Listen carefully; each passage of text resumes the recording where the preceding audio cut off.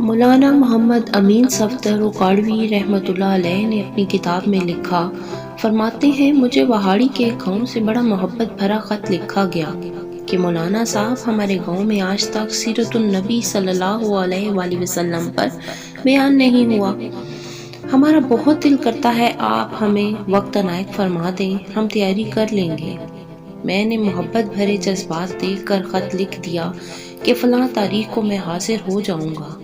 دیے گئے وقت پر میں فقیر ٹرین پر سے اتر کر ٹانگے پر بیٹھ کر گاؤں پہنچ گیا تو آگے میزبانوں نے مجھے ہدیہ پیش کر کے کہا، مولانا صاحب آپ جا سکتے ہیں، ہم بیان نہیں کروانا چاہتے۔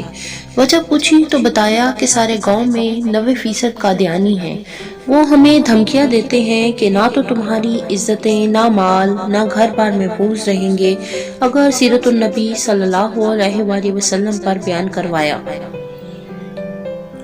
مولانا ہم کمزور ہیں، غریب ہیں، تعداد میں بھی کم ہیں، اس لیے ہم نہیں کر سکتے۔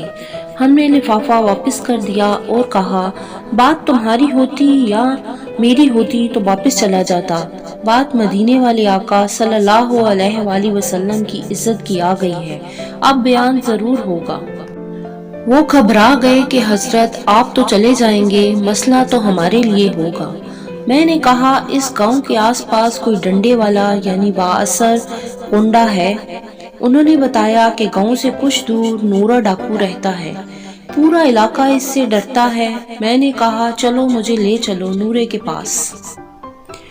جب ہم نورے کے ڈیرے پر پہنچے تو نورا دیکھ کر بولا، آج خیرے مولوی کے میں آ گئے۔ میں نے کہا کہ بات حضور صلی اللہ علیہ وآلہ وسلم کی عزت کی آ گئی ہے، تم کچھ کرو گے؟ میری بات سن کر نورا بجلی کی طرح کھڑا ہوا اور بولا، میں ڈاکو ضرور ہاں پر بغیرت نہیں ہاں۔ وہ ہمیں لے کر چل نکلا۔ مسجد میں 3 گھنٹے بیان کیا میں نے اور نورا ڈٹ کر کھڑا رہا۔ آخر میں نورے نے یہ کہا کہ اگر کسی نے مسلمانوں کی طرف آنکھ اٹھا کر بھی دیکھا تو نورے سے بچ نہیں سکے گا۔ میں واپس آ گیا۔ کچھ ماہ بعد میرے گھر پر ایک آدمی آیا، سر پر عمامہ، چہرے پر داڑھی، زبان پر درود پاک کا ورد۔ میں نے پوچھا کون ہو؟ وہ رو کر بولا، مولانا میں نورا ڈاکو ہاں۔ جب اس دن میں واپس گھر آ کر لوٹا اور پھر جا کر سو گیا تو میری آنکھ لگی ہی تھی کہ پیارے مصطفیٰ کریم صلی اللہ علیہ وآلہ وسلم میرے خواب میں تشریف لائے، میرا ماتھا چوما اور فرمایا، آج تو نے میری عزت پر پہرا دیا ہے، تیرے پچھلے سب گناہ معاف فرما دیے ہیں۔ مولانا صاحب اس کے بعد میری آنکھ کھلی تو سب کچھ بدل چکا تھا۔ اب تو ہر وقت آنکھوں سے آنسو ہی خشک نہیں ہوتے۔ مولانا صاحب میں آپ کا شکریہ ادا کرنے آیا ہوں، آپ کی وجہ سے تو میری زندگی ہی بدل گئی، میری آخرت سنور گئی ہے۔